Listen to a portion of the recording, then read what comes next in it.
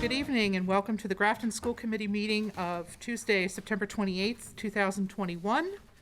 It is 7 o'clock p.m., and I'll call this meeting to order. We don't have anybody in the audience tonight for public comment, so we're going to go ahead and skip that, and we'll get our district update from Jay. All right, thanks. I just have a few slides today, almost all of it around a quick COVID update. I did want to thank all of the students at GHS and certainly the staff and all the parents for all of their support around homecoming. It was a fantastic bounce back after essentially not having homecoming last year. Feel free to jump in, Annabelle, but I went to a number of the events. I thought they were fantastic. Some of them that we thought would just be at least okay. This was the winning dodgeball team. We had the dodgeball tournament outside, and as good as the indoor one always was, we figured, all right, it's better than not having one. Let's have it outside, and it was fantastic, even better. So going forward, my guess is if the weather cooperates, we're going to go outside. It was awesome. I wasn't allowed to go to the dance because I had a daughter at the dance, but I was told that was very successful. That was out on the basketball courts. And just like the feel every single day of the week in terms of the kids dressing up, their food contributions, the penny wars, it all just seemed to be fantastic. It was a lot of fun, and I wasn't even a part of it. Not so fun, COVID-19. As of today, we've got 24 positive cases since the start of the school year. As you know, we had 5 of those cases that were actually tested positive prior to them starting school. Yesterday, DESE put out an extension of the mask mandate through November 1st, at the very least, November 1st, 2021. They did, or they are allowing for districts, if they opt to do this, and if they qualify, to go to optional masking on or after October 15th. To qualify, you would have to have all staff and students in a given school, so for us that's going to be the middle school and the high school, with a vaccination rate of 80% plus. So we knew this is very much along the lines with what was said originally. They did obviously define that it's not district-based, so it wouldn't necessarily have to be the 2 schools. You could have one school in theory, as in our case, that let's say they're 78% and the other is 82. The one with 78% would not qualify. And again, this is going to be left up, that optional masking piece in the transition is going to be left up to individual districts. There's a form that has to be sent to the state. They have to approve it, but if you can show and sign off on that 80% piece, a district would qualify. So in the next few weeks, we're going to obviously, the committee's going to have discussions about when and if down the road we look to make this transition. In terms of next steps, we're going to start working on collecting that vaccination information from all students and all staff. Originally, it was basically stated that they were going to utilize town-based metrics. Those are far from exact in that they include 19-year-olds, so kids who might very well not be in our schools, and it doesn't take into account any students who we tuition into the district or come to us through school choice. So they've defined that, and you simply, it doesn't matter if school choice, tuition, any students that we have in our school and all staff, we have to get their vaccination information. They all count, if you will. That's not going to be easy to do. It's obviously going to be labor intensive. As I think you're well aware, we're short-staffed in almost every area. We don't have the nursing staff that we had last year. The nursing staff that we do have are working tirelessly. They're doing contact tracing over the weekends. They are flat out. So this is going to be a challenge on top of that. With or without, no matter, aside from what DESE came out with yesterday, we had already posted for 2 additional LPN positions to help us out just with the contact tracing, et cetera. So those have been posted. I'm going to assume in the next week or so, we're going to be able to hire for those positions. That's certainly going to help take some of the load off the shoulders of our nursing staff and free them up a little bit to actively work with parents, students, and staff to get all the vaccination information.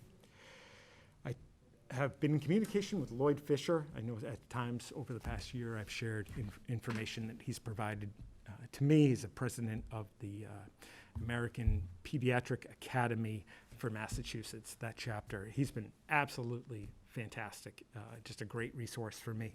He has asked that if we want in the future to utilize him in terms of helping with getting word out about vaccinations, the importance of vaccinations, Q&As, could be Zoom-based, could be hard copy informational information that's provided to parents. Any way that he can be utilized, he's essentially offered his services. So depending on as we move forward, what we decide to do, I think he could be a great resource for us. And we are, again, going to continue to offer vaccination clinics. We've been working with Bouvier Pharmacy on basically ramping up for when the younger students can get vaccinated. So we want to be ready to roll when that comes out. And again, up to this point, we've offered our clinics, I believe they've all been offered at the high school, after school, and just very user-friendly. They're fantastic. We haven't had huge numbers. I want to say each clinic's had maybe 15 to 20 people, but it's 15 to 20 people, and that helps. I think that's all I just wanted to provide a little clarification regarding the Test and Stay program. I've received a number of questions. I haven't been overwhelmed with them, but a number of questions about the Test and Stay program. What's most confusing, I think, is that DESE about 3 weeks ago limited the parameters. I may have mentioned it during my last update a couple weeks back. But originally it was very broad in your ability to utilize Test and Stay. What I think happened is not in small towns like Grafton that I know of, but in the large urban districts where their numbers, they've got a staffing crunch, and the numbers of Test and Stay were just overwhelming. So the state couldn't just go out and add more staffing to the program. And instead, by default, if you will, they had to limit the scope of the program. So they have now made fully vaccinated close contacts ineligible for Test and Stay. And also close contacts outside of school. So before they limited the parameters, if somebody was a close contact over the weekend with somebody, they would come in school and they would qualify for Test and Stay. They no longer qualify. And with the Test and Stay program, it's highly regulated. It's basically a one-size-fits-all approach. In order to participate in the program, have their supplies, materials, and supports, we agreed from day one to abide by the rules of the program. So it can be frustrating, but those are the parameters, and that's what we're operating within.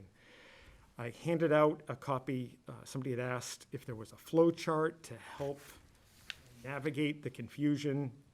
And it is confusing of what happens if you're a close contact, if you're vaccinated, if you're not vaccinated, if you're masked, if you're not masked, et cetera. What you're looking at is from DESE. I have shared it, I'm sure she's seen it, but I shared it with our nursing coordinator, Jackie, and Jackie Davis. She was going to look at it, see if we needed to make any modifications that would either help clarify anything that she thinks could be improved upon.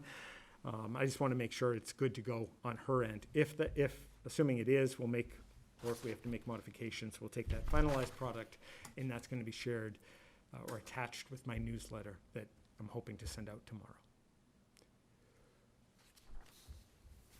Laura had up, and then Liz. Thanks. I have 2 questions, if that's okay. Yep. My first question, Jay, thank you for that. So I appreciate the update. I was really glad to hear that homecoming went so well and seemed to make everybody feel a little bit more spirited. Yeah. I'm a little sad there's no spirit stick to win, but maybe we could work on that for next year. For the hiring of the nurses, Yep. extra nurses, which I think is needed and great, is that money coming out That would be ESSER ESSER? monies. We Okay. have roughly, and this isn't including the ARPA monies, but out of ESSER 2 and 3, Yeah, we still have we have enough. just over 300,000. So like we needed more masks next week. We can look ahead and know we're just going through masks at a higher rate than we were last year. Okay, we're thinking months out. We've already purchased extra filters for another 6 months out, but that's what that money is being utilized for.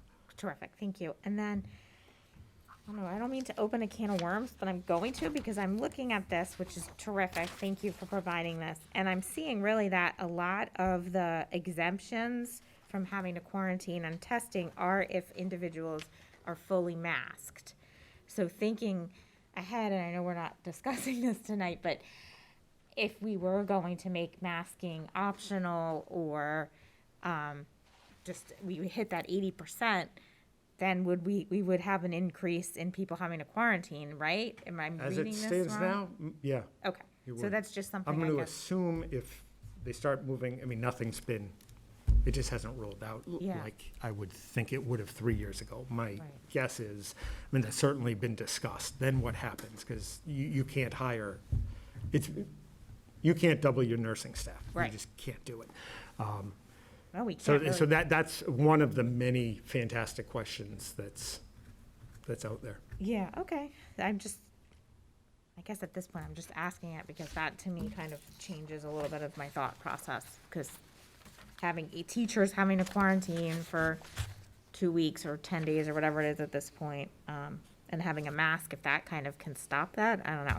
Sure. But I know I'm jumping ahead, so thank you for this. I know, my pleasure. And I should have mentioned with Test and State, Jackie was telling me that there is a session, I think it's a webinar on Friday, where Yeah. they're going to be talking about what's working, what isn't working, statewide. I hear mixed things. We've had a really good experience with it. Yeah. I think that's a testament to the work done over the summer with our nursing staff.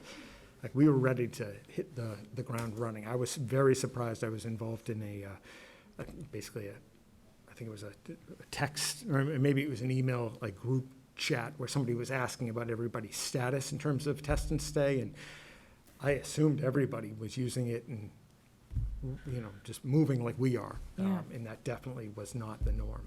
Yeah, So- okay. Yeah, and I know it's just like everything else been with COVID, it just evolves, like, Yeah, it feels like just every because day, something was last month doesn't mean that next month it's going to be Yeah. the same. right? Okay, thank you. Sure. Thanks, Liz. Thank you. I just wanted to mention, because it's for our audience and hopefully an audience at home, because you had mentioned that, you had stated that they could be exempt from the test and stay, or they don't qualify for the test and stay program, but that doesn't mean they can't, but that means they can stay in school. They just don't get Yes. tested to have to stay in Yep. school. Yep. And I see that on the sheet that you provided us, but for the benefit of people who No, can't see this. And I I can just try wanted to to make mention that that, because clear. when you were talking, that was a question in my mind until I saw Got you. what's right before me, so, Yep, that Am I, it makes perfect sense. yeah. So my question is just about the collection of the vaccination information is, Yep. I know you mentioned that we're understaffed, and then they're probably trying to figure out how they would do that, but We haven't even have they, discussed it haven't yet. even discussed it yet, okay. It does have to go through our nurses. Yep. Obviously, with HIPAA, it's not like, the principals can say, oh, nurses, you're so busy, I'll collect it. It Yeah. can't work that way. So, Okay, yeah, it's fair enough. it's going to be a challenge. I think it's going to take a few weeks to do it. I'm sure districts are going to work together to figure out what works best for everybody.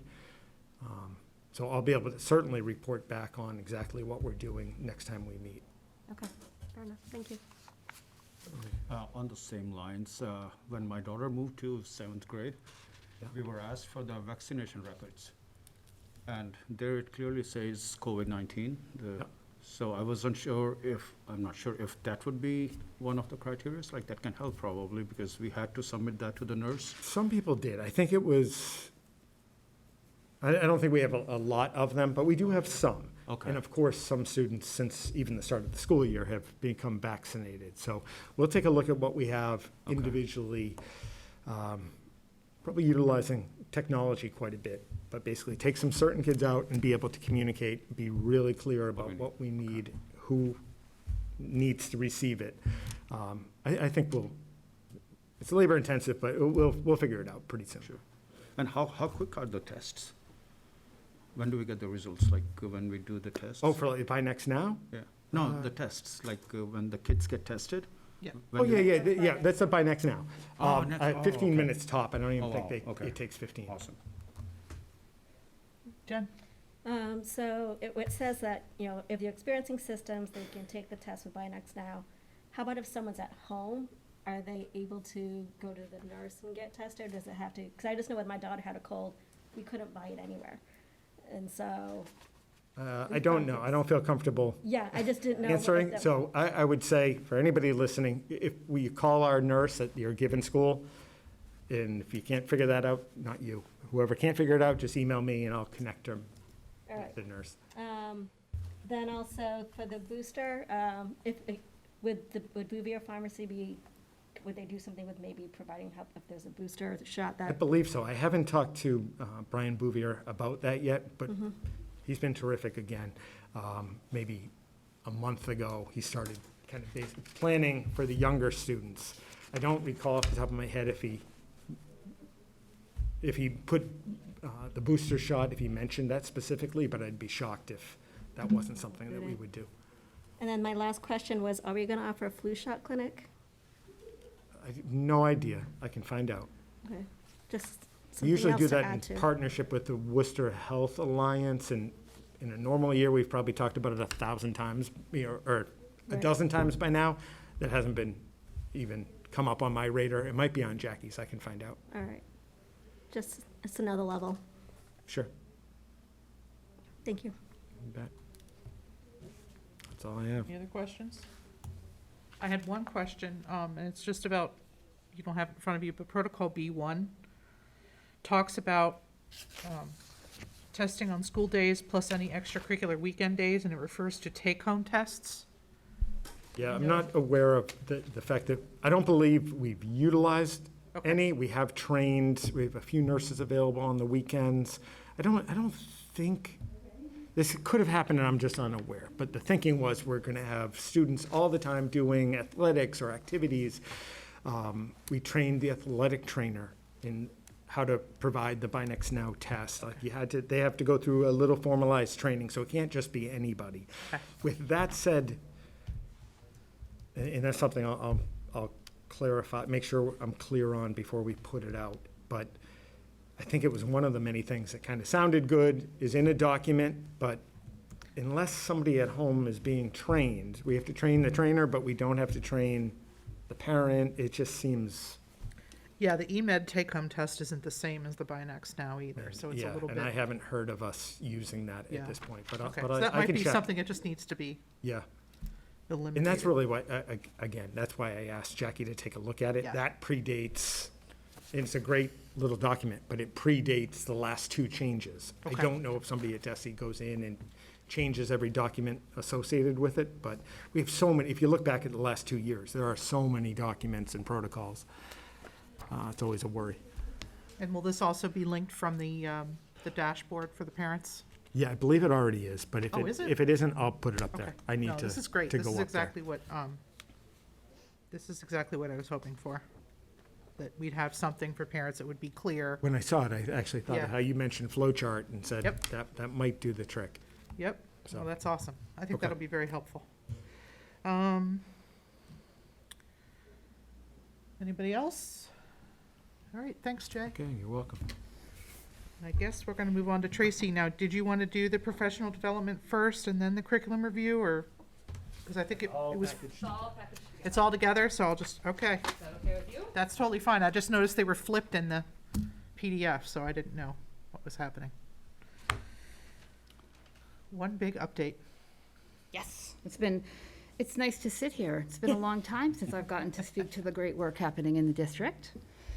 So I am pleased to provide a teaching and learning update, and I am going to start with curriculum review process. And I thought it might be best for us to talk about what a curriculum review process is in theory first, so that the committee understands the work that a committee of teachers will undergo in order to kind of do what I would see as a systemic and ongoing evaluation of curriculum and instruction and assessment across all the content areas. It's essentially what it is.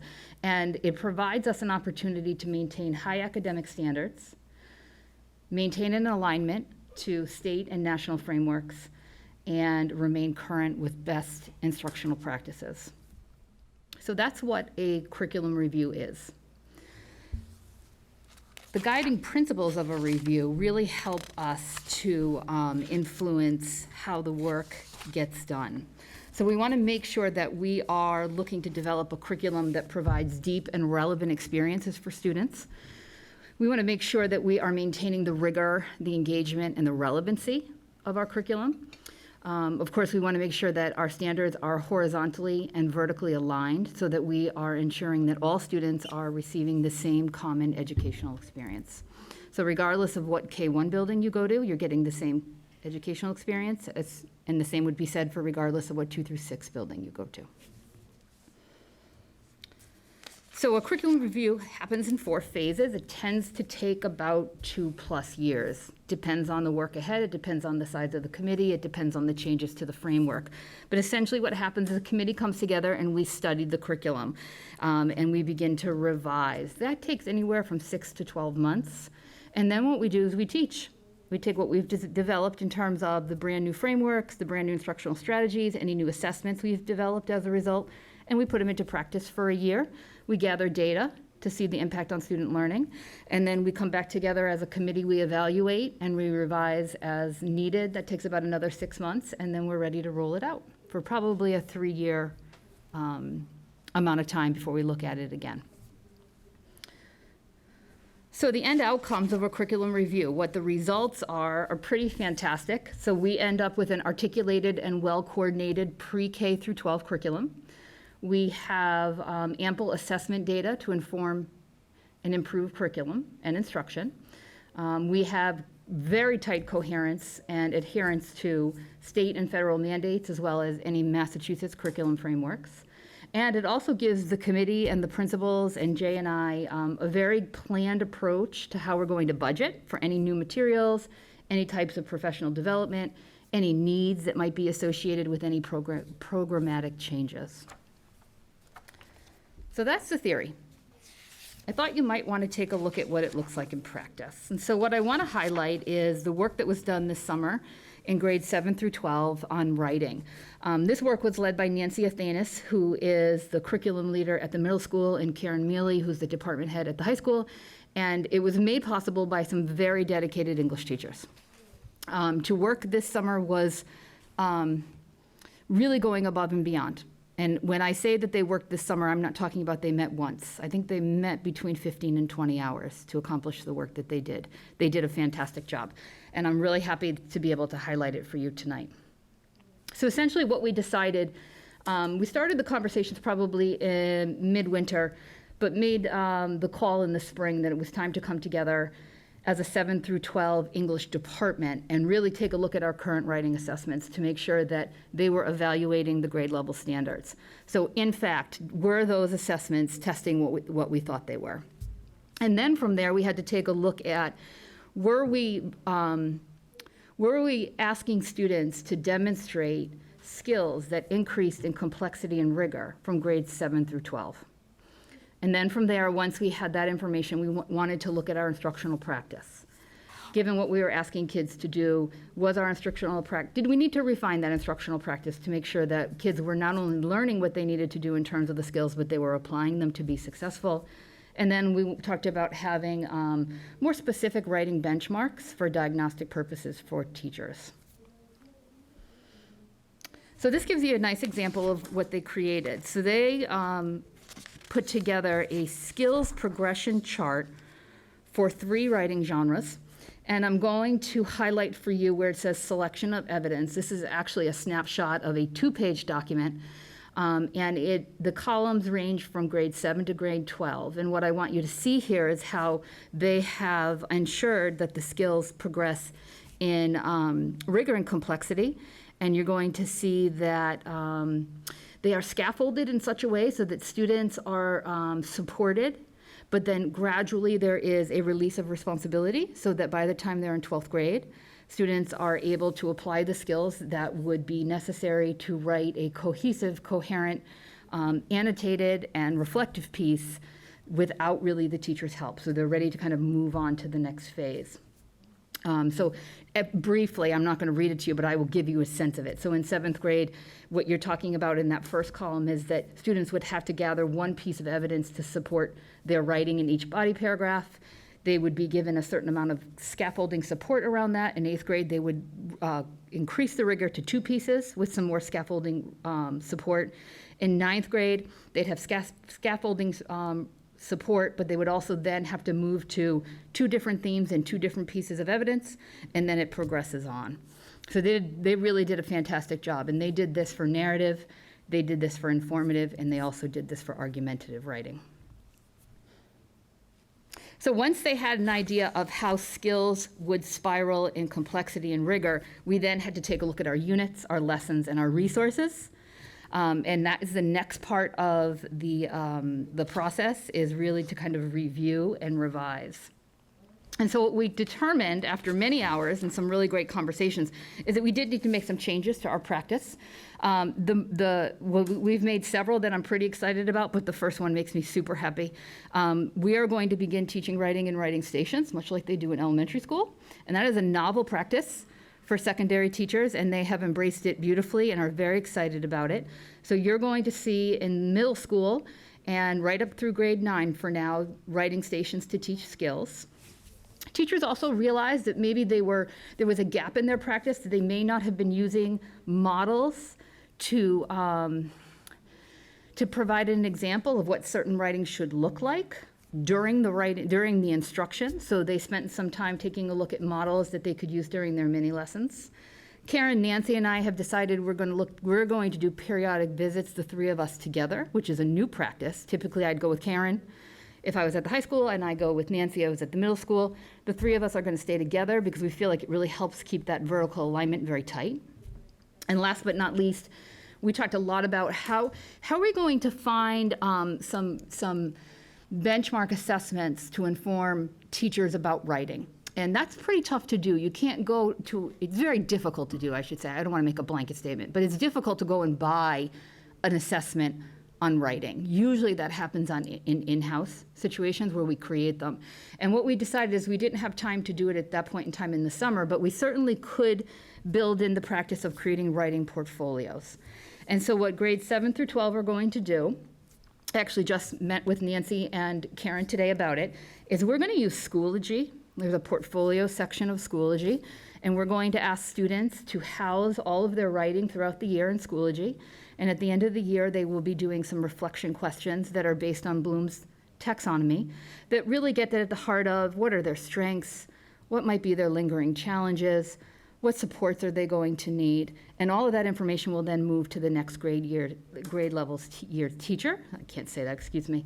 And I think it's a fantastic way to have some diagnostic information before students even walk through the door in terms of what are students doing well and where can I meet them based on where they are. So what will happen next in terms of this review process is now that I have 7 through 12 scaffolded in terms of skills, I will then bring that information down to K through 6. And we'll do a backwards design. So what I'll do is I'll go to grade 6 first and say this is what grade 7's expecting in skills in terms of the 3 writing genres. Let's talk about grade 6, and we'll go through the same process, and then I'll do K through 5. I will also talk to K through 6 about the idea of housing some writing. They may not be able to do it through Schoology, but they certainly can do it through a Google Drive, and talking about starting with some diagnostic data at that point before we then move to creating our own in-house writing benchmarks. So that's writing. I wanted to highlight that the world language frameworks have changed, and so you will see me again to discuss those. I met with Maureen Stake, who is the curriculum leader at the middle school, and Kristen Germain, who's at the high school. Some interesting changes are happening to world language, and I'd like to highlight them for you once we've decided how we're going to manage them. But it's interesting. They've decided that most of the instruction is going to happen in the target language, And the way that we're going to assess kids now has changed. It's going to be based on proficiency level.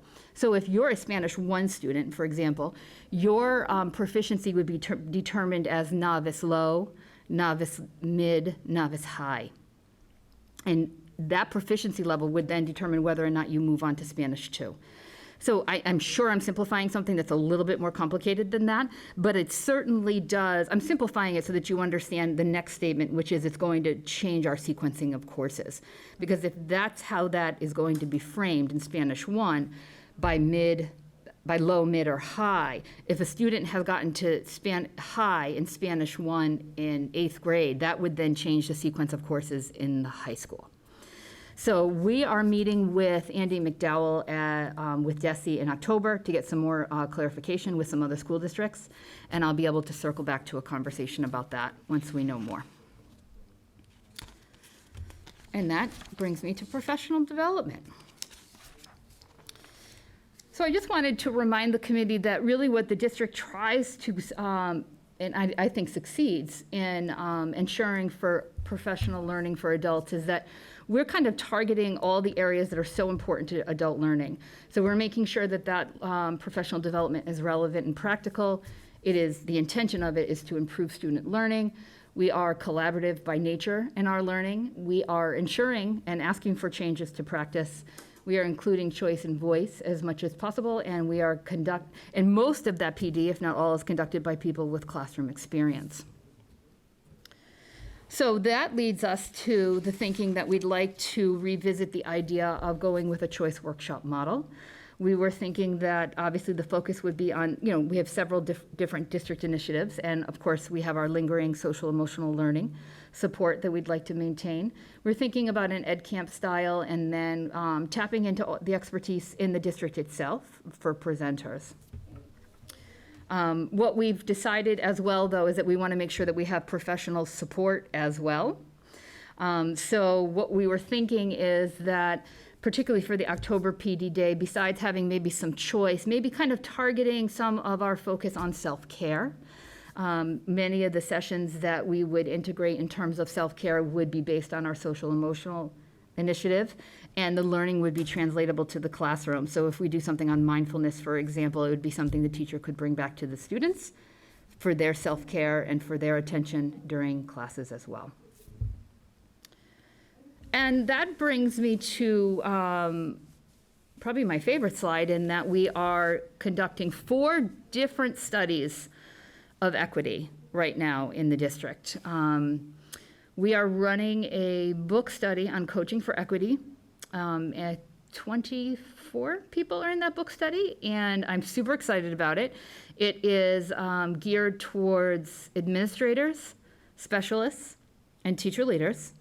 The intention of that book study, if anyone does any coaching or interested in coaching, that's probably the best coaching book I've ever read in my professional career.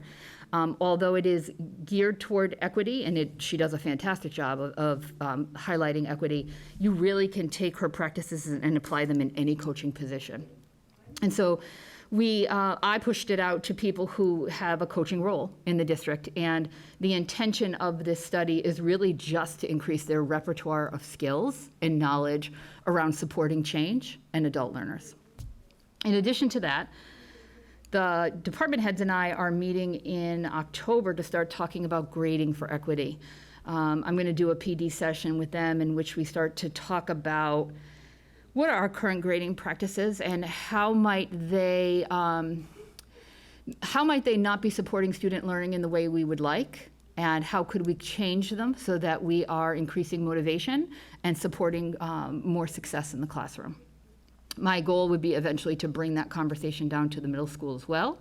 A lot of it has to do with moving towards pulling away from a 0 and grading work for compliance as opposed to mastery of standards. In addition to that, I'm taking a graduate course this fall, and I learned about this book called Neurotribes. And I also learned about something I have never learned about, and I've been, as Jay would tease me constantly, I've been reading about the brain for 15 years. And there's a new term called neurodiversity. And This book, Neurotribes, came very, very highly recommended to me by one of the colleagues in my class, and so I pushed it out to Bob and Lisa and Nicole and Mandy Lape, and all 4 of them said, absolutely, let's read it, let's see what we can do with it. So I'll run a small book study on that.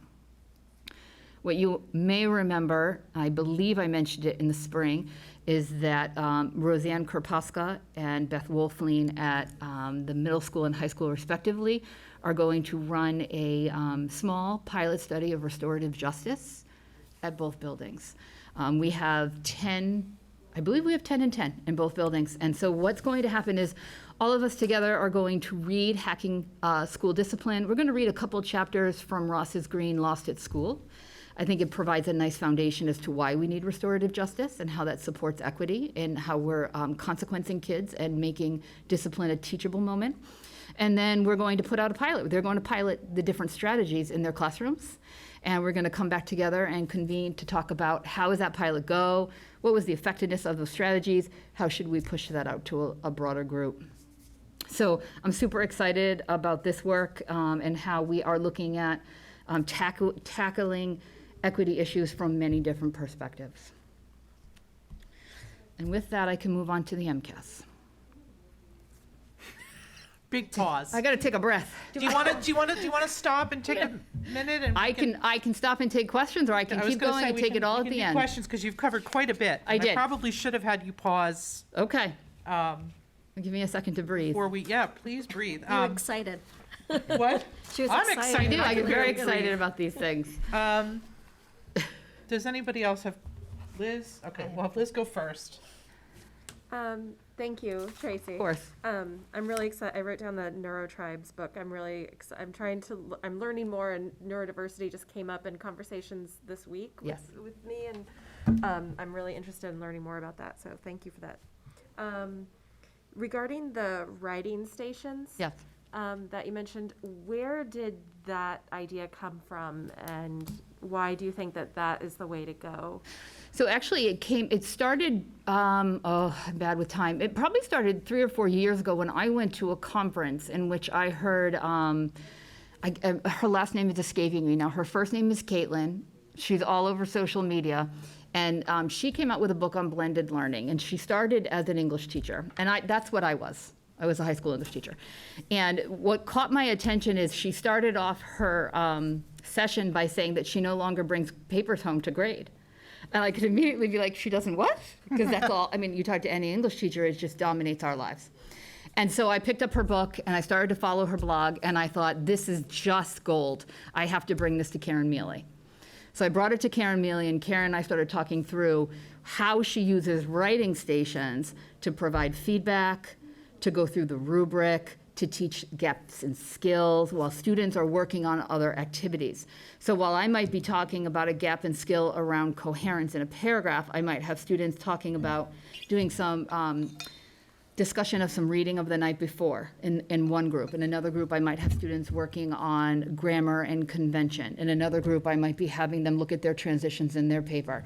And Caitlin Tucker, and what Caitlin Tucker was able to learn how to do, and she was able to do so much conferencing with kids that she was able to not have to take the paper home and grade it. And Karen was sold immediately, so it was Karen Mealy who started it, and she loved it. She then brought it to the 9th grade team. And her big sell for the 9th grade team, because it's a bit of a change in your planning. I'll be the first one to admit it's a fair amount of work. But the sell was that we're not bringing home the papers, and more importantly, the writing was improving.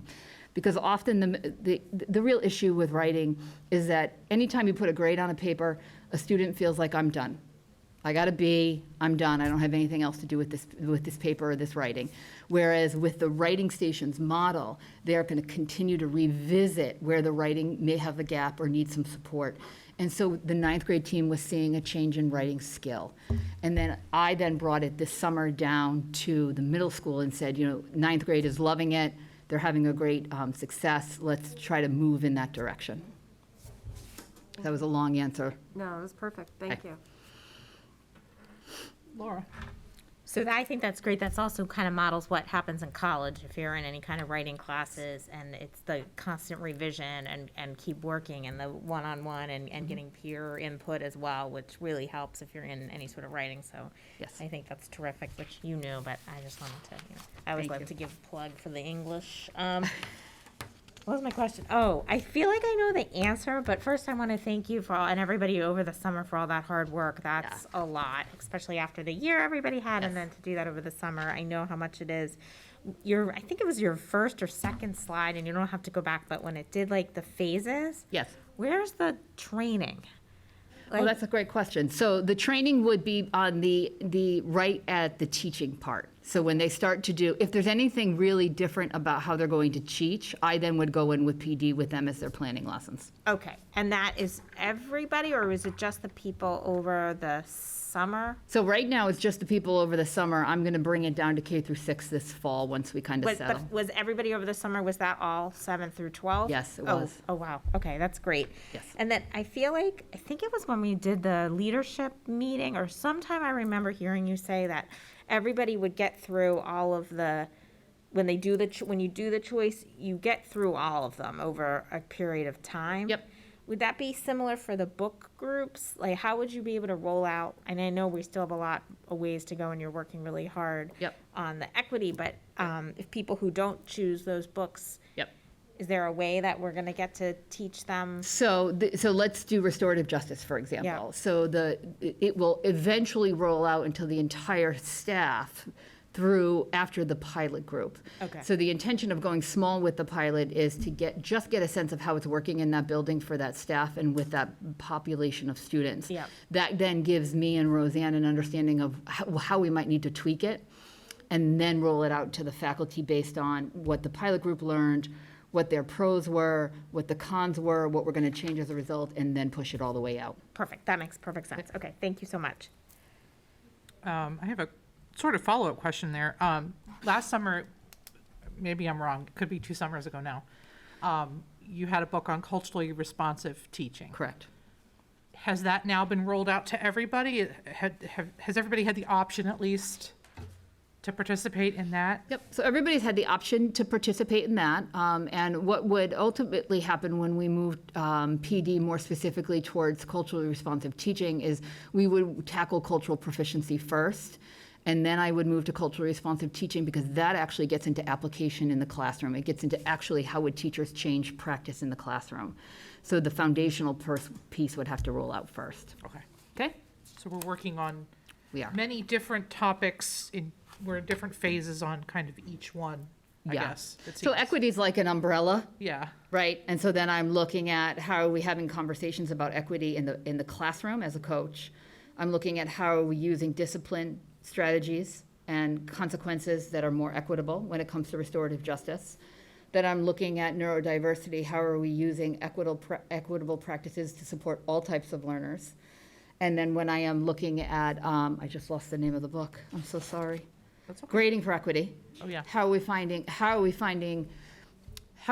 a way that we are grading in such a way so that we are making everybody successful in moving forward in their academic learning? One more question. Yeah, go ahead. So speaking of equity, while you're doing this curriculum review, I'm assuming you're doing it with an eye on equity. Correct, Great. absolutely. Liz? I have a couple more questions, so I'll just Go. ask both of them at once. First of all, I know you said that this is sort of a 2 to 3 year cycle to Yep. get through all this and the implementation and everything. So when do you expect that the students would start to see some of these changes in the classroom? So that's Is a that- great question. So 7 through 9, we'll see writing centers immediately. The writing portfolios will start immediately. I pushed the writing portfolios a little bit simply because it's not really that hard. They're going to do the writing anyway, and it's not really that hard just to put them in a folder. But I really felt like we had a missed learning opportunity when students weren't able to look at their writing overall and do some reflection on it. And then we also had a missed opportunity to provide some really important data to the next year's teacher. So everything that I just talked about is going to roll out immediately. Where that might change when I go into the lower grades. And that's something we can speak about when I speak to that. Okay, Okay. thank you. And then my second question was, Who makes up this committee? I know you mentioned there's curriculum leaders in each of the grades. Are those the people who were? Yep. So in the summer, the committee is a little bit more narrow than if I was running it full year. So in the summer, it was every single department member. It was the leader, an administrator, and me. If I were to run it during the school year, I probably would ask parents and a teacher, I might change the composition of it, but that's what this summer panned out to be. Thank you. Rahul? Oh, sorry. So you talked about the writing skill progression. How about other subjects like math and science? Do you also do that? Yes. So we absolutely do, and we have them already. It's just not something that I've revised to speak to right now. Math is coming your way because we do have a new math team, and as part of our goal for their work is they will look at the vertical alignment of skills and progressing those skills. Perfect. Thank you. Absolutely.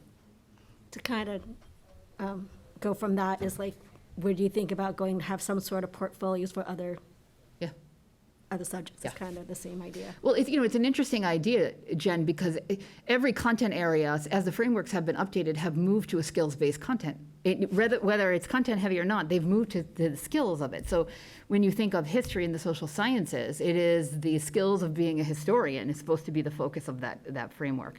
And so a lot of that lends itself to creating a portfolio of work.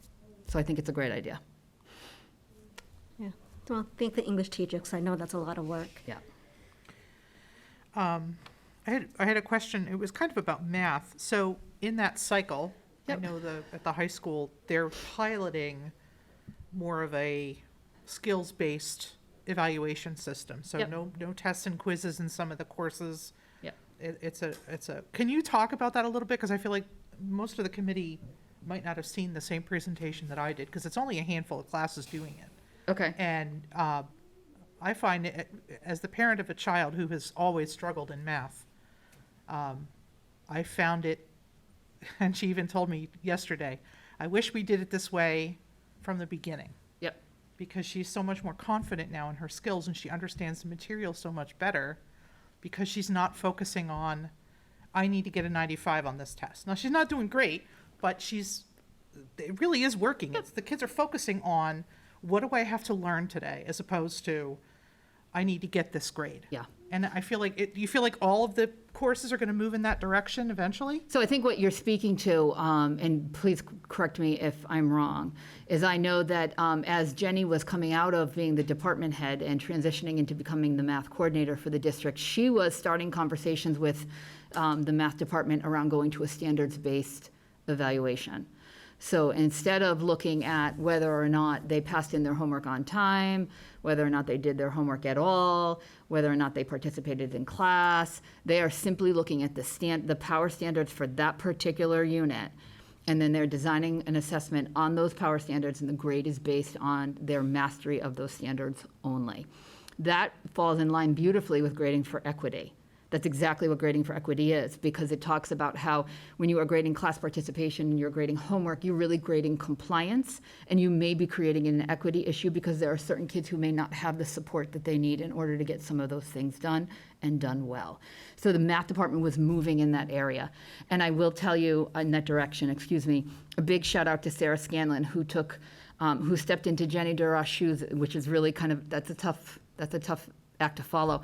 And I gave Sarah, who has babies, grading for equity over the summer, and she read it and emailed me and said, I have to see you. This is exactly what we're missing in the math department. We need to do this. So I think what's going to happen is once I do the foundational training for the department head, it then will roll out in smaller chunks, and it'll roll out, and then it'll just go right out through the entire school. Essentially the way the restorative justice pilot will work is really what Kevin Carney and I are looking to have happen.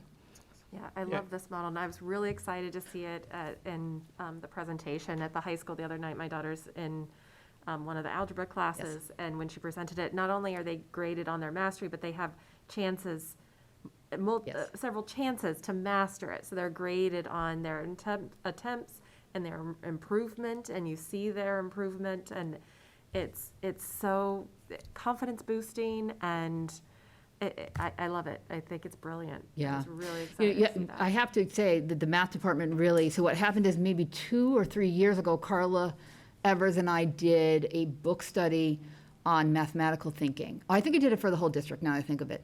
And a couple of the math teachers took it, the high school math teachers, and it changed their entire thinking about how to teach math. I mean, and Sarah Scanlon's one of them. She came to me and said, I've been doing it all wrong. I can't believe this. And I can't believe what Sarah did. I am so amazed and so impressed by Sarah.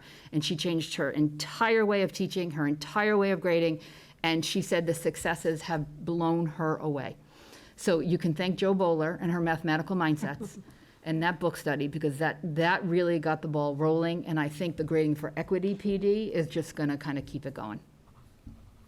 Yeah, it's really exciting stuff. I'm really thrilled. It'll be nice to see how that, like you said about, we're assessing the skills of a historian. Yeah.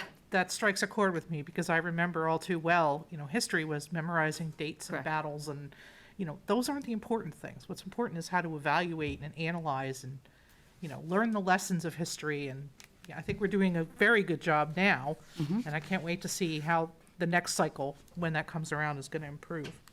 I don't have any more questions on this. Anybody else? You ready to move on? I am.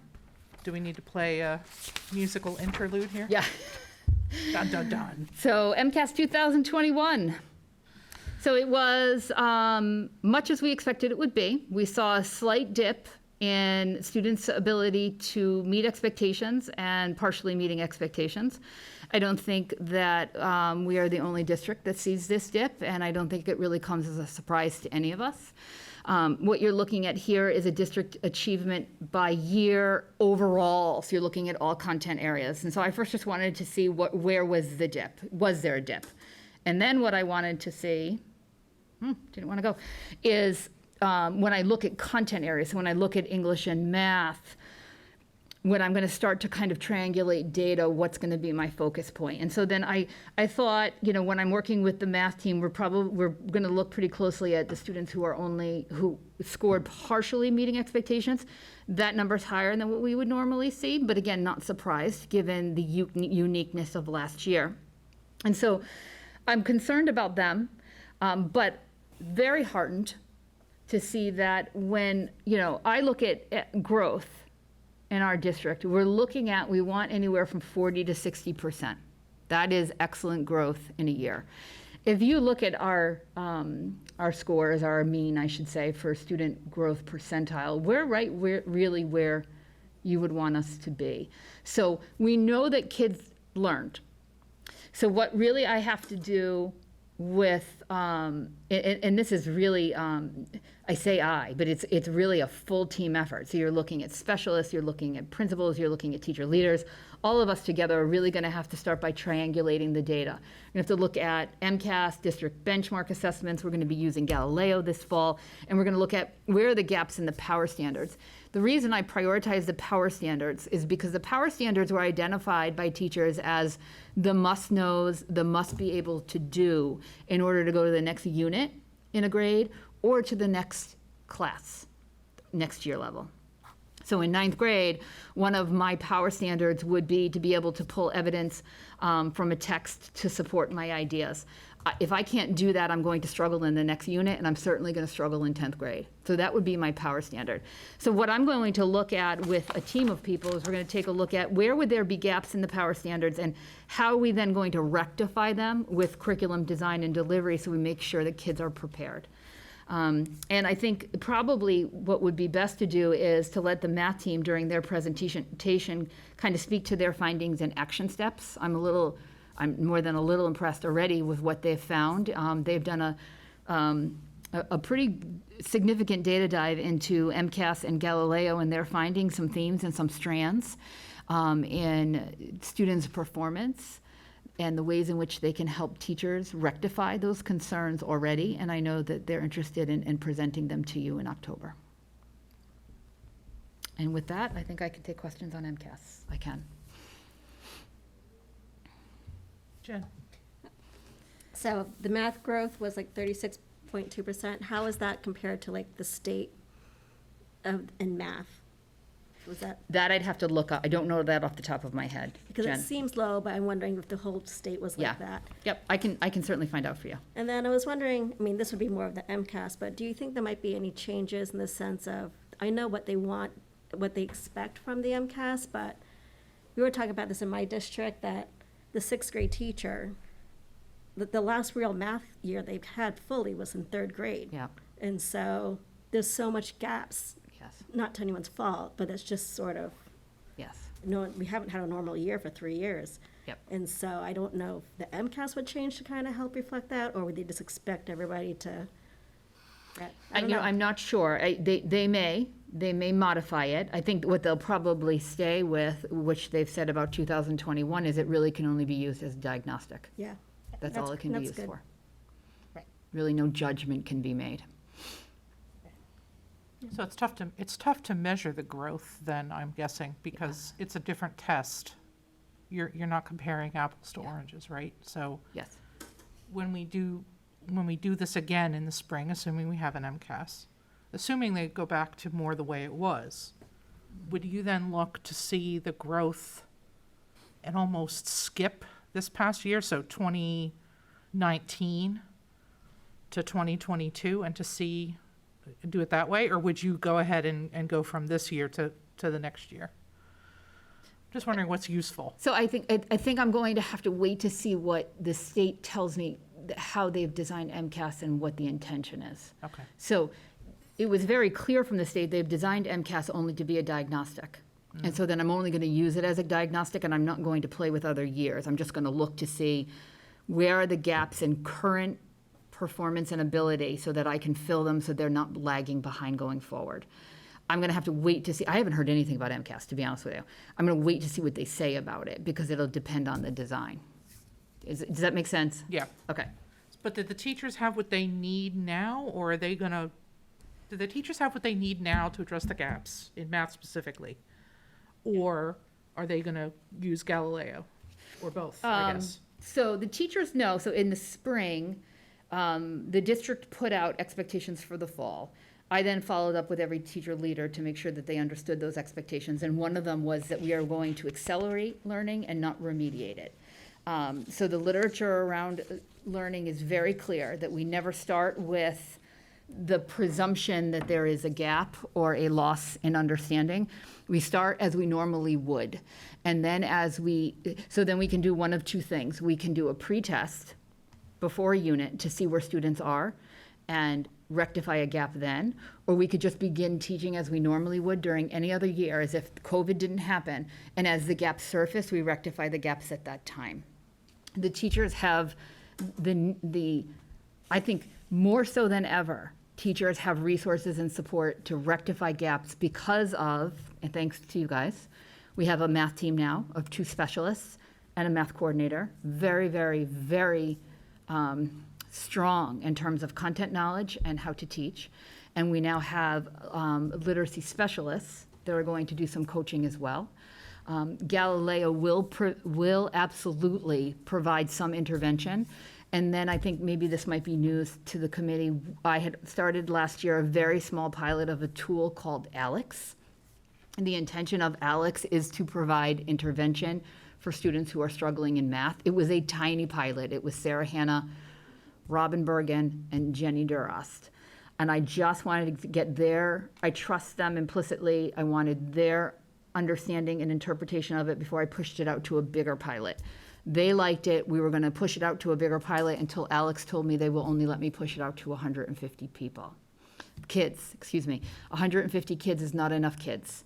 I'm concerned about staying with only 150 kids because in order to start something brand new like an intervention tool, I think in order to get buy-in and to get people feel like they have some familiarity and some ease using it, I need a lot of people on board trying it first before we move forward with it. So what the math team and I are now talking about, and Jenny's really doing a nice job of spearheading it, is looking at iReady to see if we can do a pilot of their intervention tool.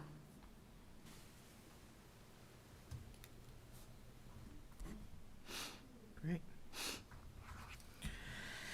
Any other questions? Liz? Yeah, one quick one. Is the participation rate normal for us, or did it dip a bit this year? I think our participation rate was at about 95%, so that's pretty high. Yes? think I mean, was it seems little- high, A but- couple points below that. It was a little lower than usual. Okay, Usually it'd be about 97, 98. okay. Rahul, go ahead.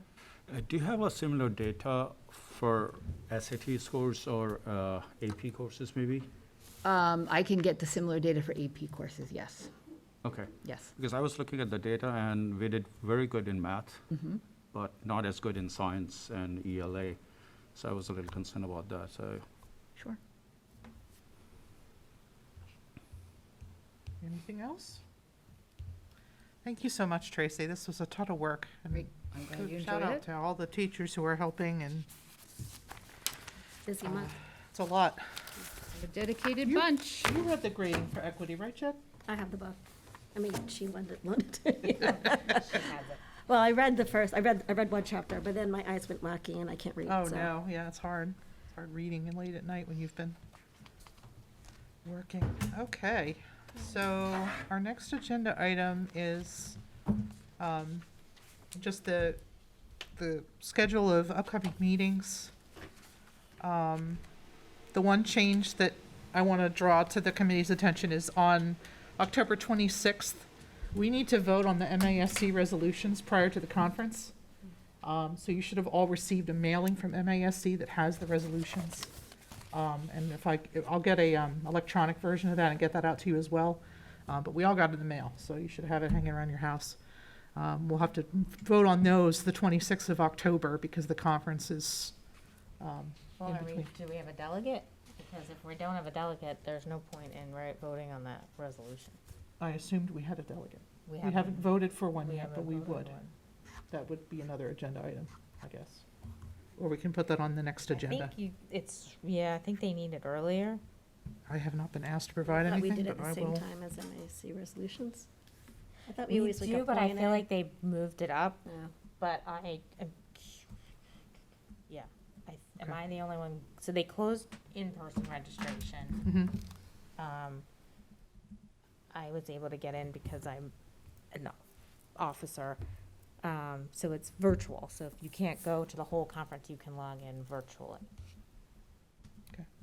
Just, I'm unable to attend. Right. So I know Laura's going. I didn't think anybody else Is anybody else was going? going. I can't. I don't think I can. Yeah, and Okay. I do not I want to be the couldn't do it delegate. in person. 'Cause You don't want to be the it's delegate? all day Saturday, and I've been there since It used to be earlier. Is it they moved to moved it to Saturday. So, I mean, I'll look at it, but I don't know if It's a there's shorter any, list of if resolutions there's this any year. resolutions that we're super passionate on. I don't know if it's we can discuss Oh, we'll it. look at it. Yeah. Or we can, maybe have a proxy of Peter. I'm joking. I mean, maybe I'll do it. I did it last year, and it was harder online than it'll be in person, I'll say that. Yeah, but I don't know how they're gonna even do. Yeah, With both, it might be a little bit. I am so suspect that they're gonna be able to hybrid from a conference that you can't even log into your work email. Like their Wi-Fi is that bad. Maybe they're only gonna let people who are there in person vote then. Yeah, maybe, and then it'll be closer. All right. So anyway, it looks like Right. it'll be me. There So you go. If they ask, I'm gonna give them your name. That turned quickly. So we're, I didn't mean to I'm sound as definitely not doing it. I don't want to do it. I'm already going for. I don't want to do it, but if I have to, I will. I guess. You have to. I You're will. the only one going. Look, what happens in the Well, we'll at the least, tape. we will at least discuss the Okay. resolutions on the 26th. I'm How's that? sorry. sounds good. All right. All right. If you wanted, yeah, that's fine. I would be going and I would do it if I could go, but I will not be around, so. It's okay. We have not always had a delegate, I guess is my point, and sometimes can we've had a decide delegate that that on the has tw- if walked. I We need believe one on there the are some, 26th. there are some resolutions that are being brought back from last year that maybe didn't pass, so read carefully. Oh, the old. The old Grafton, yeah, Until you get it. that's right. All right, I'm sorry. I didn't mean to turn. That's on okay. Jay. So the next meeting is gonna be strategic plan, co-curricular programming, buildings and grounds, and math programming. Oof.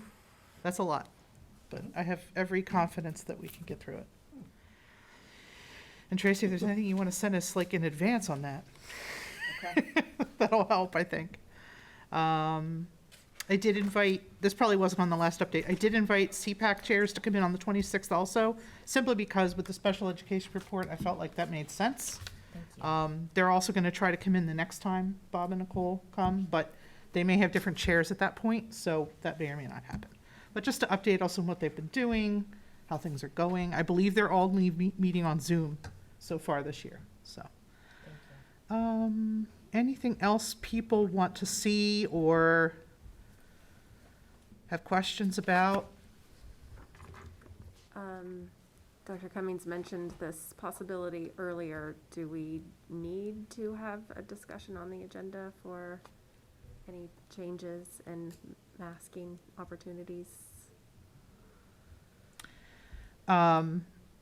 So the date by which we can apply would be the 15th At the earliest. at the earliest. Which is probably, but it's probably unlikely, do you think, that we would even have vaccination data by then? We will I'm gonna guess by the 15th, we'll have the data for you guys to consider if needed. If you want to have a discussion on the 12th, I can certainly, put resources into getting you that information before the 12th. It'll be tight, though. Yeah, I think it will be tight, so we talked about this, Jay and we talked about that, and I didn't want to put it on here because I'm not sure. But I will let you know. Yeah. They're also so overworked right now that it's hard to. It is hard. You don't want to Yeah. add more. No, Yeah. I Yeah, we don't want to push them. do not. No, Yeah. no need to do that. I mean, based solely on what we have from Mass DPH, we're close. Yeah. That's what we have to go on. We're close, but we're not there yet. So, So maybe at the next meeting, we can talk about putting it at the following meeting if we're there. Yep. Yeah, or getting close, yeah. yes, good catch, though. Anything else? Okay, if you think of anything, let me know. Always happy to move things around and add things. Approval of minutes. I'll take a motion. Madam Chair, Yes. I move that the school committee approve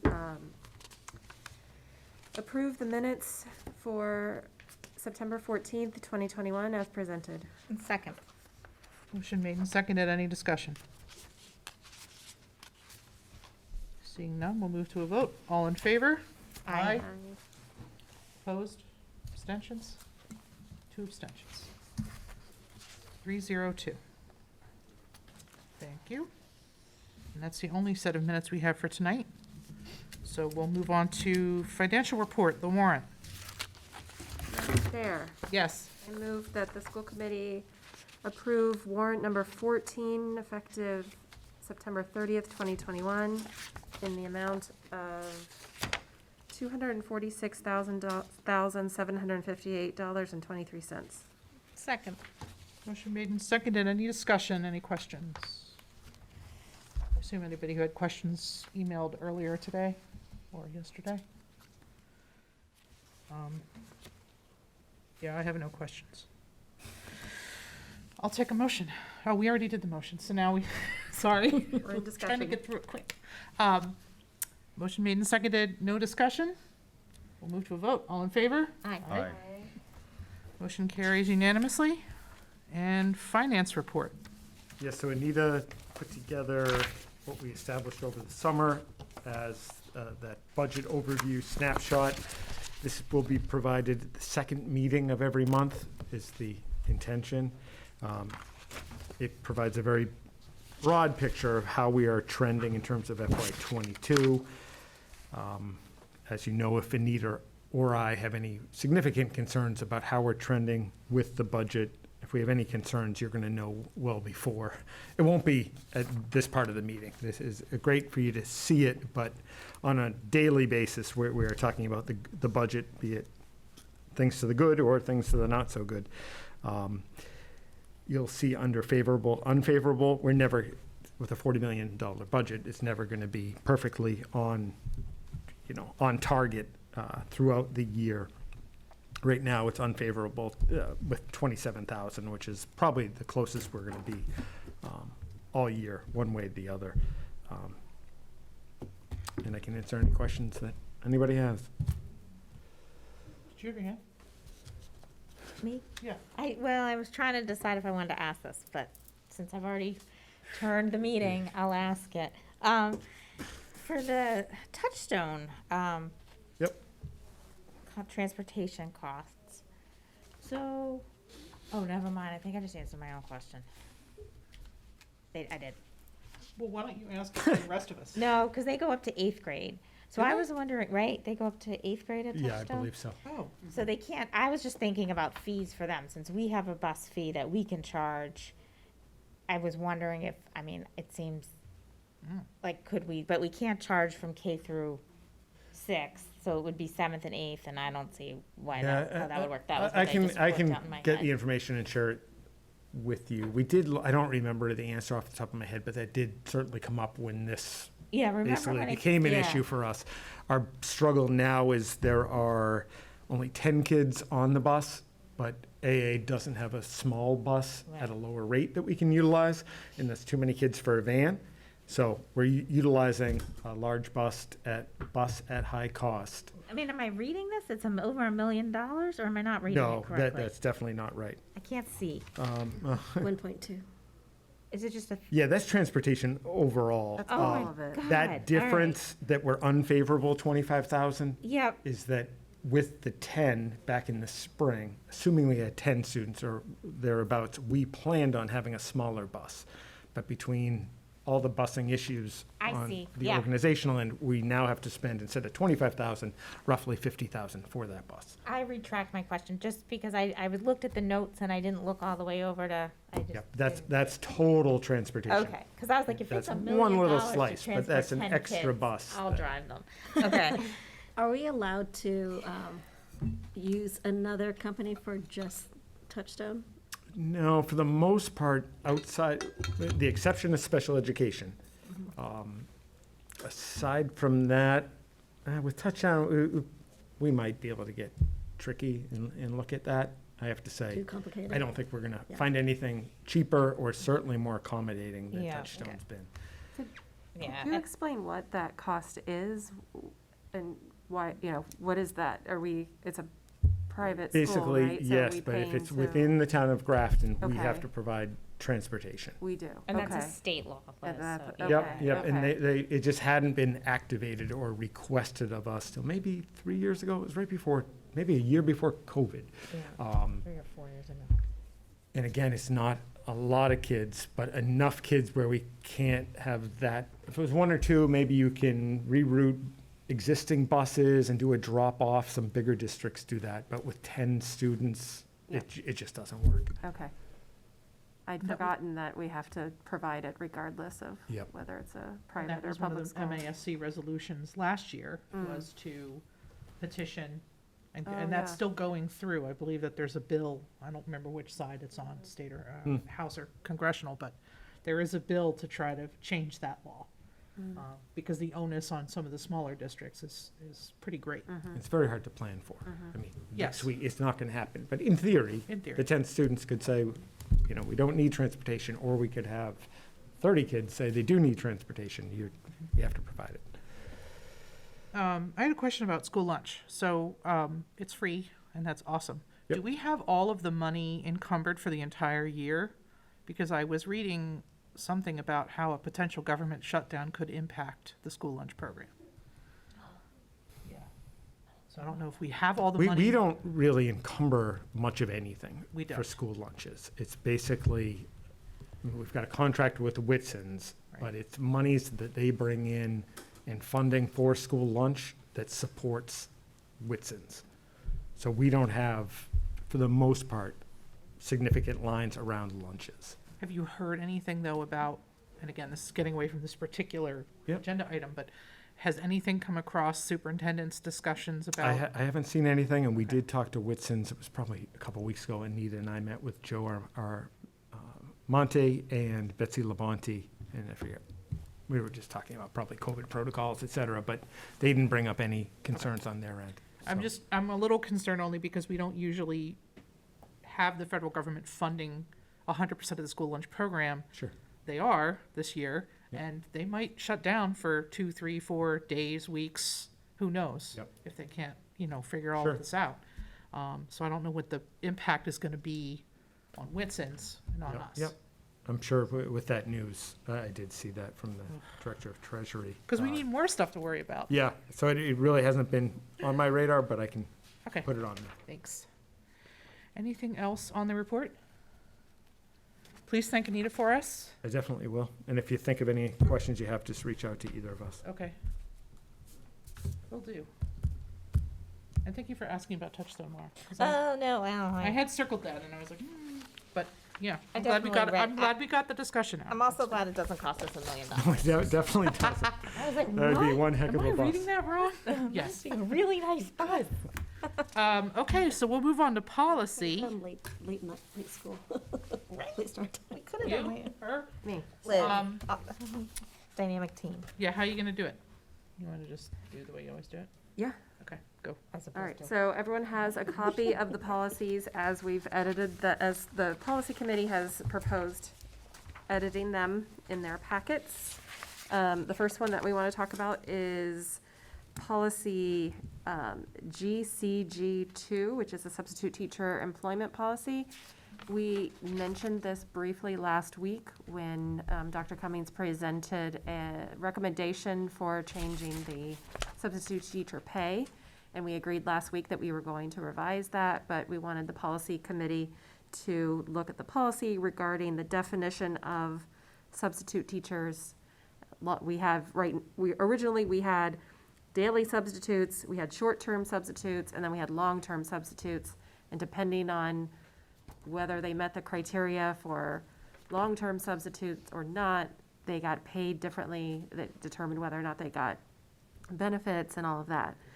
And you can see in the notes on the side, there were previously sort of a day in service requirement for meeting the threshold for becoming a long-term substitute, which, as was introduced last week and we discussed during our policy meeting as well with Kristen Gasper, didn't really make sense for the district going forward, because teachers are put in place as a long-term sub by the assignment. So if they know that a teacher is going to be out for a long time, they're asked and employed as a long-term sub. They have to go through an interview process. They're getting hired as that role. They have to do conferences. They have to do lesson planning and all of this. So, and they have to do that starting on day one, essentially. So, so we basically left the definition of daily substitutes because obviously we still have those. And we modified the definition of long-term teacher substitutes so that is determined by the selection of the principal and approval by the superintendent, not by whether you've been here 21 days or 90 days or whatever. And they will be entitled to health insurance and consistent with the town of Grafton's insurance policy. So, let's see, that's pretty much it on this one. Any questions that we can answer? This is great. I know, so the last meeting we talked about maybe not doing a first and second on this, and I know, Jen, you were not here, correct? There was talk of maybe just going ahead and adopting this because the understanding was we were gonna get rid of that one requirement. Does the policy subcommittee feel like comfortable with that or no? Well, I mean, sorry. Yeah, go. I mean, two things. I was the one who was concerned about bringing it back to policy, but then I realized it's close in the beginning of the school year. We don't actually have any where it would have hit the pay that we discussed. So because I think two things, we just got it up yesterday, which is a little bit quicker than we would have liked, and Jen and Rahul weren't here last time. I'm comfortable with it going from a first to a second, but it's on you guys if you are comfortable with approving as presented. So I would. I guess Go we'll leave it either up to way. whoever makes the motion. How's that, Rahul? Exactly, You have yeah. something? You need more time than I would rather you took it than, I don't think we need to rush it through, and Kristen didn't feel like, It didn't sound like there was anyone pending a start that was coming up in the next 2 weeks. Yeah. So No problem. yeah, I don't think it would be an issue as Thank far as you. I'm aware. because I know I was the one who was concerned, but then I thought about it. Any questions, anyone wanna make a motion?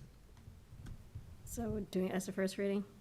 If that's what you'd like, sure. Okay, so I make a motion to, for GCG2, substitute teacher employment policy accept as a first reading. Second. Motion made and seconded. Any further discussion? All those in favor? Aye. Aye. Unanimous. Accept that for first reading, thank you. Okay, all right. Now we have a policy on controversial issues in the school. So what you'll see is an original policy, section I, instruction on controversial issues, and this goes through students' basic rights with regard to the study of controversial issues in the classroom. The second policy is, wait, was this the one? I'm looking at the, I thought there were there two that should we be, but it might combined. not have printed because I deleted it. So it might be online, Okay. because I'm wondering if, It There is were- there online. There were two, so there were there are two two that we're we, combining, we want to combine into one. Yeah, it's here. Yeah, Yeah, speakers and programs. It's online, but it probably didn't print, Oh, because, yeah, you deleted, oh, I see. Yeah. Yeah. okay. and again, we only got it to Jay yesterday. While you're looking that up, can I just ask real quick, is this part of like the normal review process, or did this come up somehow, or? Tracy, do you want to take I that? did, I brought it up. Okay, I was doing a webinar on equity, and one of the participants had mentioned that their school committee had adopted the MASC policy on controversial issues. So I just clicked on it just to see it. I was curious, and I was very, very impressed with the MASC policy. And I brought it to Laura's attention, thinking that it might be something that we look at sooner rather than later. okay, great. So, Do you need, as soon as we, I have it. Do you want me to pass my computer, or do you want me to? sure, I mean, Talk it through. yeah, it'd probably be easier than me trying to bring it up and pausing the meeting for a second. Thank you. Okay, so we combined this, the, section I and this section, that's I and B, that's the one we So it should be in the, adopting. It looks like we deleted just most of Oh, I see, I just IMC, have to right? scroll up. Okay, and then there's IMC. Does everyone see that on their electronic version? The one that's crossed out all Yep. the way? Okay, so, those two, and let me scroll up just to make sure I'm saying this right. Yep, okay. So section I, section IMC, those two, we were looking at, combining and replacing with what you'll see following those, which is the MASC policy. In reading through this, we, like Tracy, we agreed with her. We really liked how this was set out. We thought it was very comprehensive, that it covered both teacher-planned classroom discussions and requests from groups or individuals outside of the schools, which we thought was great. We added the notes that you'll see at the end, the right to suspend presentation, which gives the teacher in charge or the principal the right to suspend any presentation that is necessary to protect the health, safety, or welfare of any member of the school community.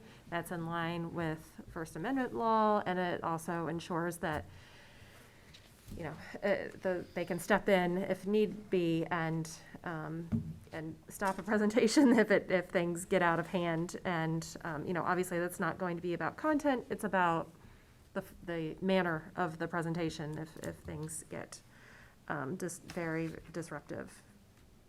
So, are there That any was an questions excellent about that? contribution. Mhm. Thank you. Here, Laura, I can pass you. oh, that's fine. Secret to my soul in there. Yeah.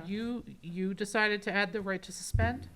We took it That- from our previous policy that was Okay, already gotcha. ours and added it in because we still liked it. Yeah. Yeah, it was, That's good. it was Yeah. part of the now I just gave it back to you. IMC, Yeah, policy, but I modified it a little bit. So the Maybe. spirit of that provision was in the original policy, but I changed it. But I changed everything, no. I changed a bit of the wording just to, good catch on the end shore, by the way. oh, well, yeah. That stood out like a sore thumb right there. Liz is gonna put a resolution in for. I was going to contact MASC and make sure somebody's on top of that. Inshore. It is tricky. Yes. Okay. Anybody else have any questions for policy about this? I think it's excellent. I agree. I like it. It's very good. And I'm all about Right, and now we have one less policy. one fewer. It's tricky. Do we have a motion? I make a motion to condense maybe IMB and IMC into, to accept IMB teaching about controversial issues and controversial speakers as presented. Second. I guess it's as a first reading. As a first reading? Yeah. Cool. Motion made and seconded. Any further discussion? Seeing none, we'll move to vote. All those in favor? Aye. Aye. Okay. And Liz, I didn't, this is, it's not printed, but this is for, it's to present, approve as presented. Yeah. Okay, you got it. The next policy is EB, the safety program. We reviewed this policy and didn't think there were any changes necessary, so we just wanted to mark it as reviewed and approved. That's what we propose. I'll take a motion. I make a motion to accept policy EB safety program as approved, or as presented. Second.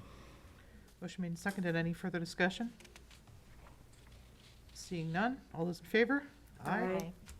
Motion carried unanimously.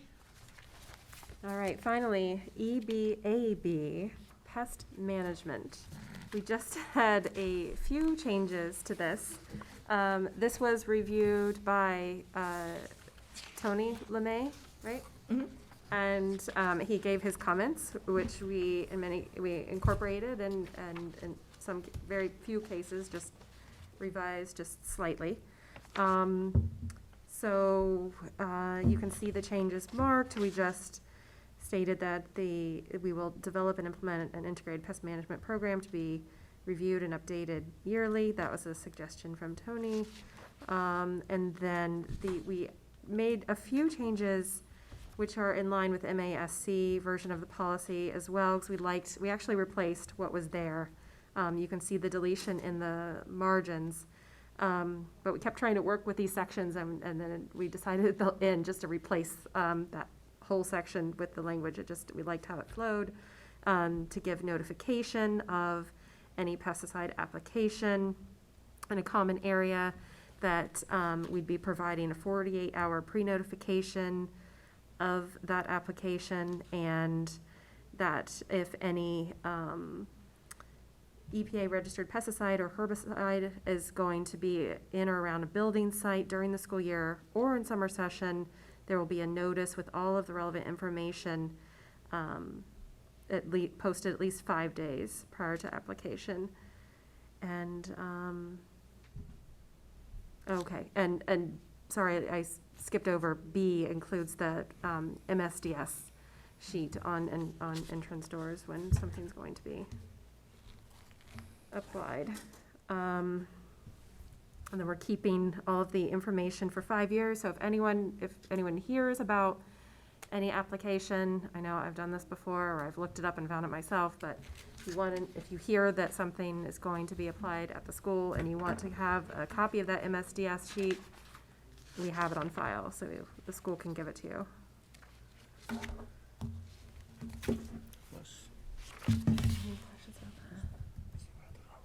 Oh, and Rahul just found a typo in the original, let's see, where is that again? Overall, Oh, right It's above up it. there. It's right there. Okay. The third main paragraph down, third line, right about in the middle. It says WHETHER in the original policy, should be WEA. Wondered why my Yeah. computer was flagging that. Thank you for noticing that. Well, I was trying to figure out why it was flagged, and, yeah, Read right over that. great. Oh, weather, Yeah. not Weather, weather. not weather, yeah. Gotcha. Can I ask a question? If you don't know, I'll just look it up. So under Roman numeral 2, it talks about category 3 or 4. I assume that those are the least harmful? I don't know what the EPA scale is. Yeah, It's I like believe so, one really yeah. bad, possibly carcinogenic, Just don't want to, so we don't want, okay. cool. Yeah, and I checked with Jay too, and he said, I mean, we don't use anything. Bee spray is Yeah. Okay, oh, the yeah. biggest thing. But obviously, we post if they're gonna do the mosquito spraying, any of that stuff, that would be on the far end. and, as was in the original policy, there are limitations for when it can be used. It's a last resort. Mhm. And that's stated in here. so. And is it It always generally, has been. I'm sorry. No, Is it generally understood when we talk about sent home in writing? Is it generally understood that we're talking about email? Or is that something that we need to declare, or? Like, I feel like that should be enough if it's 5 days' notice. I think an email would suffice. I don't think we need to be printing out hundreds of, Oh, And we don't. should we just remove in writing? yeah. I don't know, well, it doesn't need to be sent, because that was when we took home, that we added in, it wasn't Tony, so which is something Yeah. we're gonna have to let him know about these. I mean, I'm happy to accept this as a first reading. I just don't want to put it in there that we have to now print, I agree with you, I think that's a good catch, Amy. and even in the It summertime. shouldn't, it should just be posted, I think Tony was like, it should be posted, it just needs to be posted. I don't Correct. think kids should be coming home with, Yeah. tomorrow we're, I mean, Yeah. that's Yeah. silly. But I'm thinking even in the summer months, right, when we don't have very many students in school, but people might be using the grounds. Yeah. Like, I would be more concerned that it be posted publicly than, Yeah, which we always do. yeah, you do. Absolutely. Yeah, which is what I think should be, yeah. Okay, If it's just posted publicly, though, then parents don't know, because they're not seeing the posting. The kids see it and are probably ignoring it. But if, if it's in an update, for example, oh, we're going to be spraying for mosquitoes on November 7th, then, and so it doesn't have to be sent home, but it could be, like, they could be notified in some way, yeah. so that they know, and then they can, in advance, look up what the spraying is, what it's going to be, Yeah, decide if they need to have their child Yeah. stay home. Yeah. Yeah, I think it's just, I guess the question is really, when we talk about sent home in writing, what do we mean? Interpretation. Yeah, I agree with Amy. I mean, we can change it, Liz, to something, I mean, we can work on language, I think, just Yeah. notification or, I Yeah, hear what a you're saying notification too. will be provided, and we can But we can decide how it's provided. You know what I Yeah. mean? Does it need to be? we can keep it open so that the different buildings can send Yeah. home their notification, and some have principals updates, some have, the newsletters, but they can do I it think we however, just say whatever it makes sense for that building. notification will be provided to students in the affected building at least 5 days prior to application. I Yeah. think would be fine, right? Cool, that's a good, Any other questions, comments, concerns?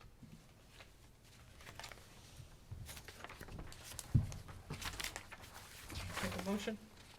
I make a motion to accept policy EBAB pest management with changes as a first reading. Second. Motion made and seconded. Any further comments? Seeing none, we'll move to a vote. All those in favor? Aye. Motion carried unanimously. awesome. Thank you, Policy Subcommittee. You guys did a good job, Thank you. once again. And with that, member reports. I have one. Can I call on Annabelle first? Yes, of course. Annabelle, do you have a report for us? I do. Well, Dr. Cummins mentioned homecoming over, but I do have the totals for the can drive and the penny wars. Awesome. So the can drive was led by the student council, and they collected 520 canned items and 70 box items, all going to the Grafton Food Pantry.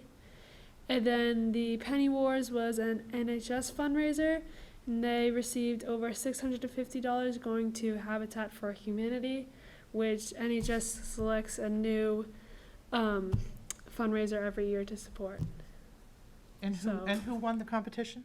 seniors.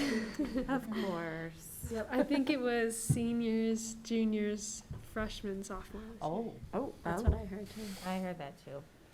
In fairness, the sophomores are kind of like the freshmen because they had never really participated before, so awesome. Sophomores had a nice board though.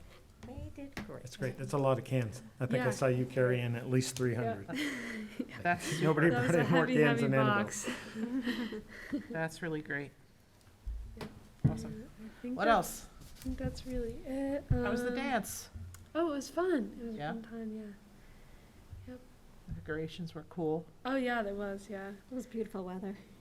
Yeah, we were lucky. Against all odds, right? It's good. Something's got to go right once in a I while. know, right? We get one boon. That's it. It was great. Well, just piggybacking on that, I wanted to say thanks to all the parent volunteers who made everything go so well that week. I know the senior breakfast was just on Monday. Yeah, From what I heard, you guys were well fed. definitely. The pictures from that were really, really great. It was so great to see so much school spirit.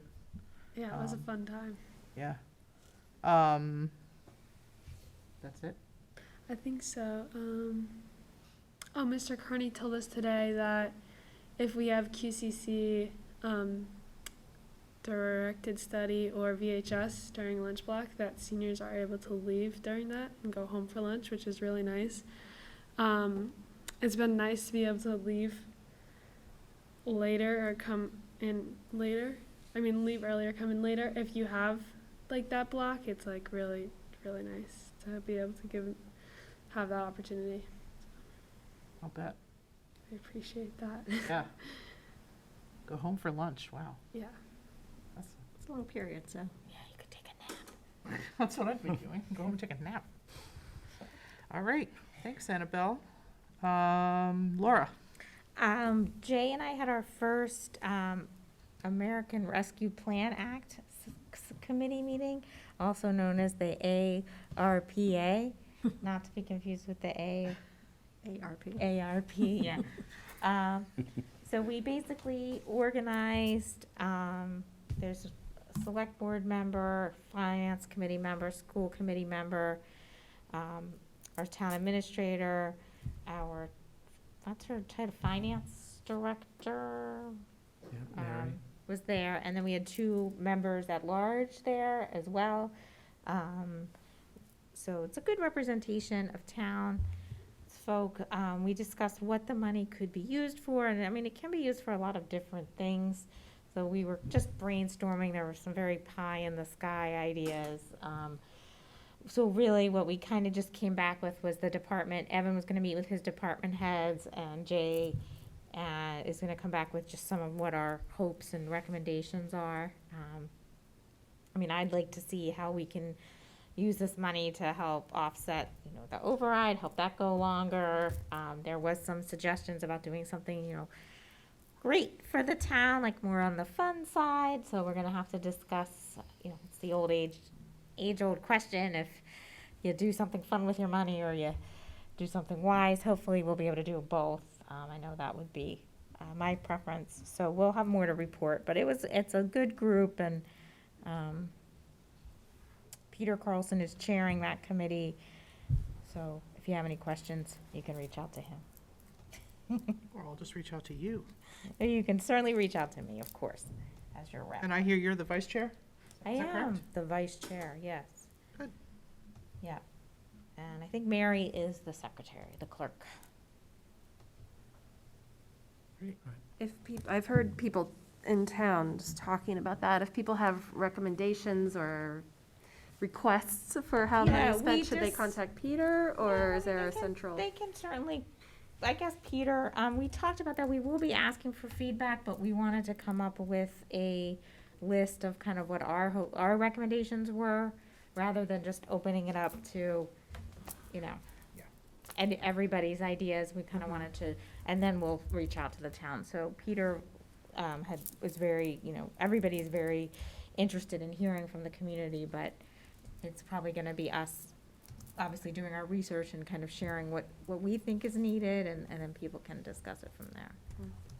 But of course, people can always, I'm here to serve the public, so if people want to reach out, they absolutely can, and they can reach out to Pete or myself or Evan or Jay, anybody, of course, always. And our meetings are public as well, so it wasn't televised. But I think our next meeting is the October after town meeting. The Monday after town meeting, so whatever that is. I don't know, 25th maybe? I think that sounds right. Sounds right. Because the 18th maybe would be town meeting? Because the 11th is Indigenous Peoples' Day? Sounds right. I'm gonna say it's the 25th. So, We don't have anything on the warrant for town meeting this time, correct? Correct. So, while school committee members usually do attend and vote, at least we don't have anything school-related at this point.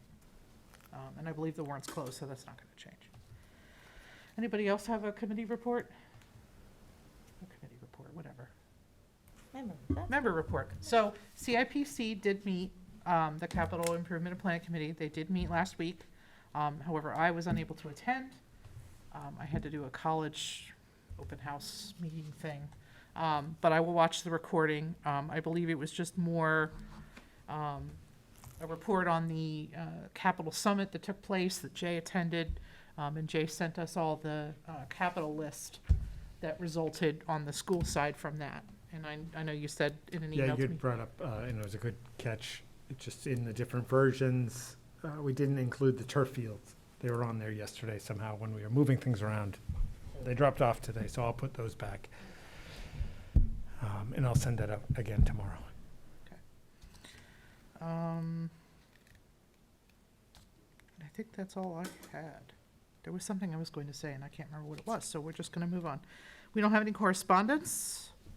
We are not doing executive session, so I will entertain a motion to adjourn. Motion to adjourn. Second. Motion made and seconded. Devney, you can pick whether Liz or Jen seconded. All those in favor? Aye. Motion carries unanimously. That's it for us. Good night, Grafton.